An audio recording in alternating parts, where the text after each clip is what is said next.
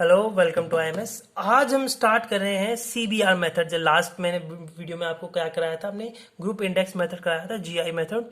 उसके बाद अपना जो मेन नेक्स्ट आता है वो आता है अपना CBR method.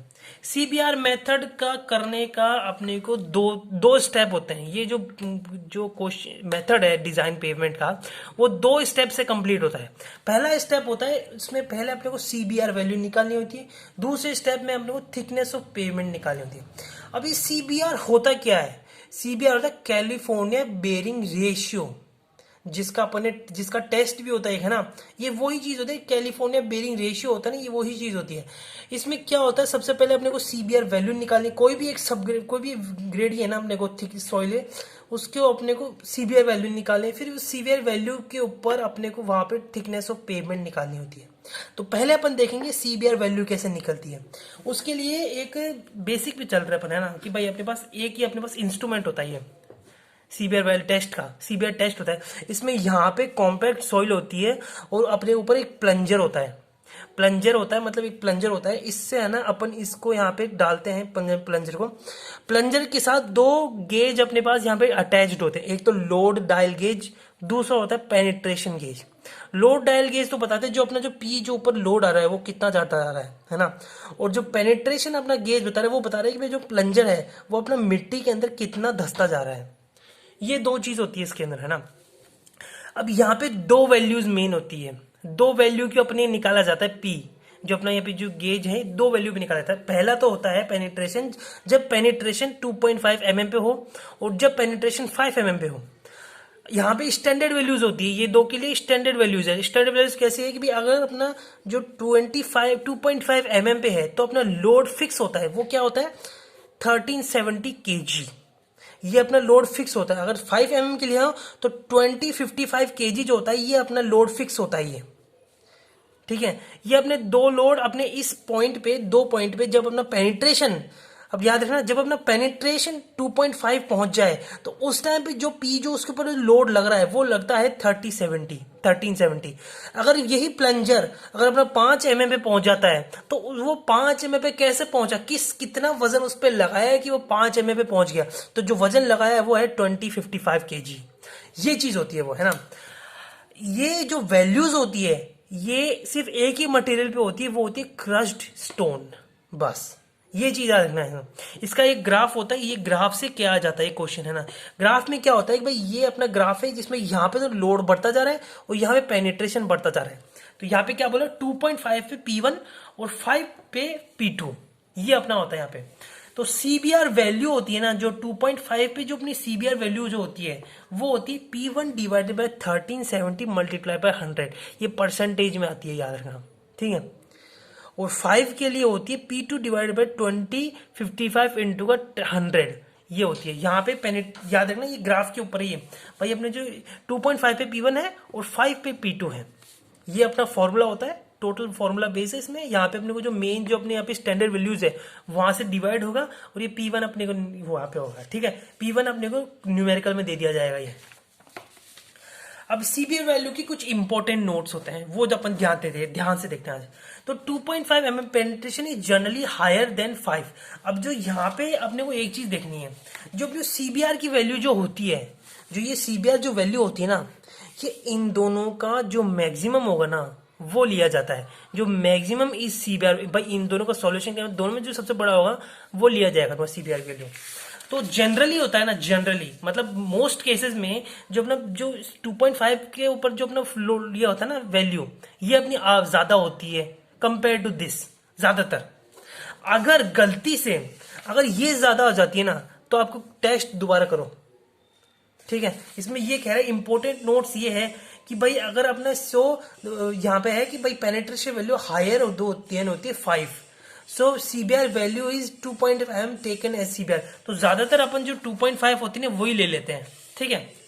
If the value of CBR value is 5 mm, penetration is greater than CBR value of 2.5, then the test should be repeated.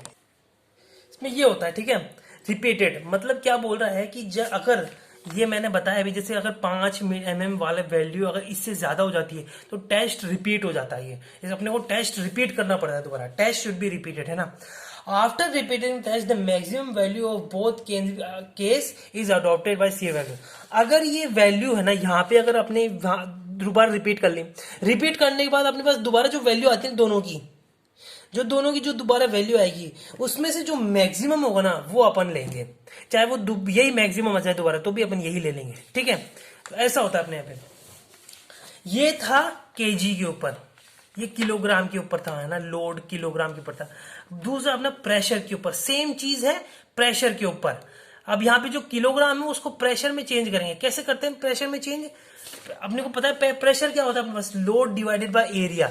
जो पी होता है ना वो होता है अपने पास लोड डिवाइडेड बाय एरिया।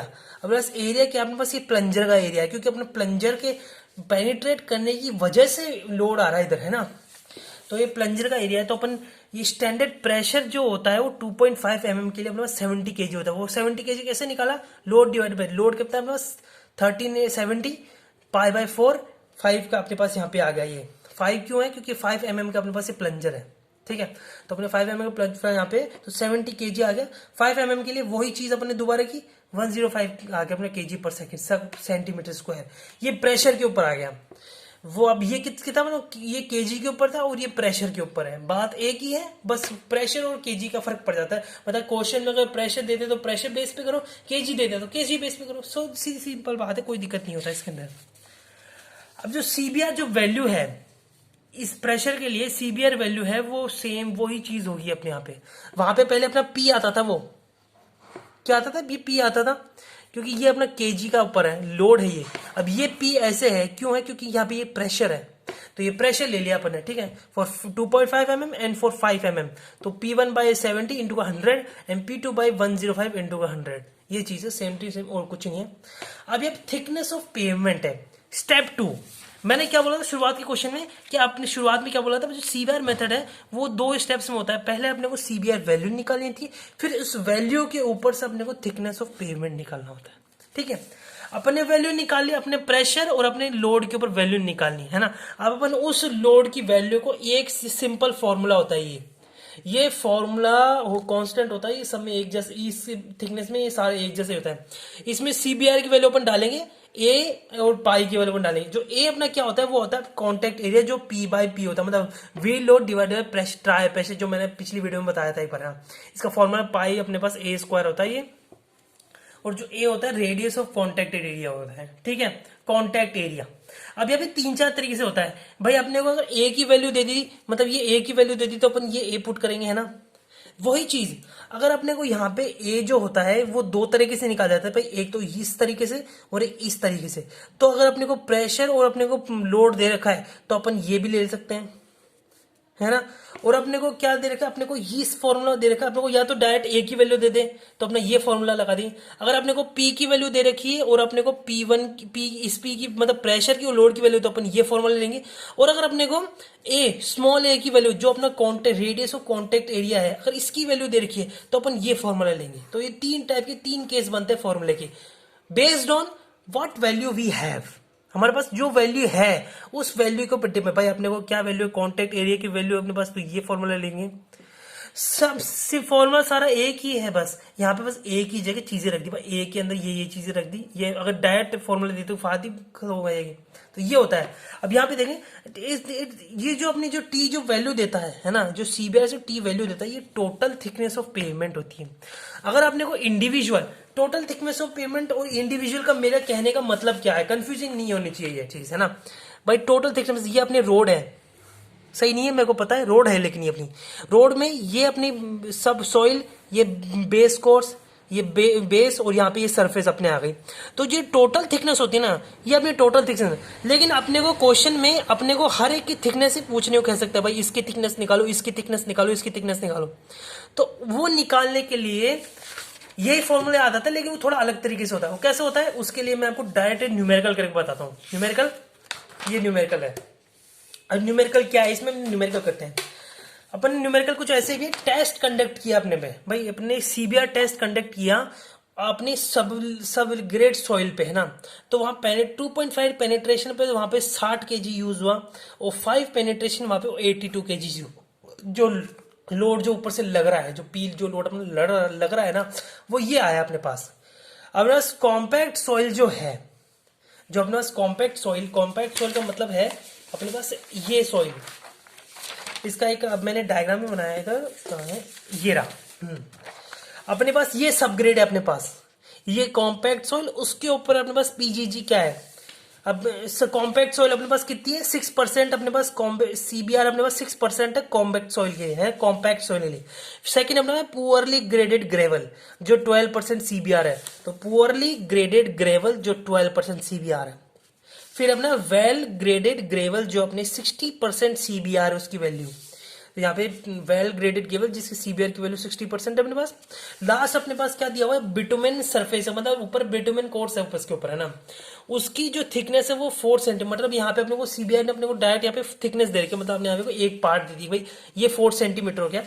यहाँ पे T1 अपने को इसकी थिकनेस और इसकी थिकनेस अपने को थिकनेस निकालनी है सबकी, भाई इसकी थिकनेस निकालेंगे, सबकी हर एक की थिकनेस निकलती जाएगी अपने पास। कैसे निकालेंगे अब अपन लोड देखेंगे। अब design pavement using CBR if the wheel load is 4100 kg and the tyre pressure. अपने को क्या है, व्हील लोड दे रखा है अपने को P दे रखा है, क्या दे रखा है P दे रखा है अपने को ये, और अपने को टायर प्रेशर दे रखा है, क्या दे रखा है P, स्मॉल p दे रखा है टायर प्रेशर, और ये P दे रखा है अपने को ये यहाँ पे लोड व्हील, एक व्हील लोड दे रखा है अपने को यहाँ पे, ठीक है। अब डिजाइन पेमेंट करेंगे बाय सीबीआर मेथड। तो सीबीआर मेथड अपने को क्या क्या गिवन है, अपने को ये P गिवन है, ये P गिवन है, तो अपन यहाँ पे P देख लिया। सीबीआर वैल्यू फॉर सब ग्रेड, अब सब ग्रेड के लिए मतलब ये ग्रेड के लिए अपने को सीबीआर वैल्यू निकालनी है। तो सीबीआर वैल्यू कैसे निकालेंगे, सीबीआर फॉर 2.5 और सीबीआर फॉर 5 लेंगे। तो 60 अपने पास यहाँ पे केजी अपने पास 60 है और यहाँ पे 82 है, तो CBR 2.5 and CBR 50, 60 divide by 1375 into 100, और 5 के लिए 82 डिवाइडेड बाय 20। यहाँ पे ये मैंने जैसे बताया था भाई P1 अपॉन में 1375 इंटू ये होता है अपना। तो यहाँ पे P1 अपने को दे दिया, तो अपन ने P1 पुट किया, तो 4.39 अपने पास परसेंटेज अपने पास यहाँ पे आ गई, ठीक है। 4.3 अपने पास यहाँ पे 3.99 अपने पास ये दूसरी परसेंटेज आ गई, ठीक है। तो यहाँ पे अपन इन दोनों में मैक्सिमम कौन सा अपने पास 4.39 है, तो अपन ने वो सीबीआर की वैल्यू अपन ने सब ग्रेड के लिए, इसके लिए सब ग्रेड के लिए अपन ने 4.39 अपन ने वैल्यू ले ली, ठीक है।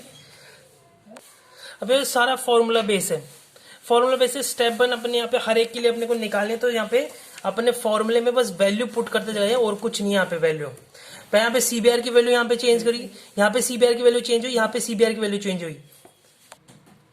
फॉर्मूला वही है, P अपने को वैल्यू है अपने पास, P की वैल्यू भी है अपने पास, ये P वैल्यू भी है, ये P अपना लोड है, ये P भी लोड है, और ये P अपना टायर प्रेशर है। तो यहाँ पे अपने पास सीबीआर की वैल्यू अपन ने पहले तो अपन ने 4 पॉइंट वो डाल के देखी, 4.39 डाल के देखी, तो अपने पास क्या 38.15 आया। फिर वही अपन ने फिर ये सब ग्रेड के लिए आ गया, सब ग्रेड के लिए मतलब ये जो 38.15 है ना, ये यहाँ से लेके यहाँ तक की, ये T1 है, यहाँ से लेके यहाँ तक की, मतलब ये सब ग्रेड निकाल, तो इसके ऊपर से यहाँ से लेके यहाँ तक की डिस्टेंस आ गई। फिर अपन ने सीबीआर 12 रख दिया, यहाँ पे 12 रख दिया, ये रहा 12, सॉरी यहाँ तो 6 आ गया, 6 सीबीआर की कॉम्पैक्ट वैल्यू की वैल्यू 6 रख दी, तो 6 यहाँ से है, यहाँ से लेके यहाँ से T2 की वैल्यू अपने पास आ गई, क्या आ गई 31.177।